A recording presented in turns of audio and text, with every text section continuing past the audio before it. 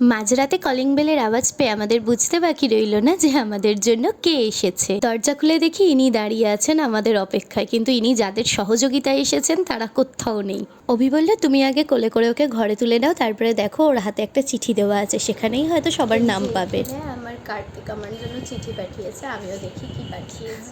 মা, আমি বাইরে দাঁড়িয়ে ঘরে নাও আমাকে, খেলনা দোলনা বই খাতা আনতে বলো বাবাকে, পুজোর সন্ধ্যায় সবাইকে ডেকে খাওয়াবে পেট পুড়ে, আর মাসি মেশো এলে তার হাতে 980 টাকা দেবে মুড়ি। বাবা, 980 টাকা! হ্যাঁ। বাপ্পা মেশো, মৌসুমি মাসিমণি, গুলটাই দাদা ভাই, প্রভাত কাকু, ইতি তোমাদের আদরের কার্তিক। বাবারই আবার একটা স্মাইলি পাঠিয়েছে। আমার মতন তোমাদের কার কার বাড়িতে কার্তিক পড়লো আমাকে জানিও।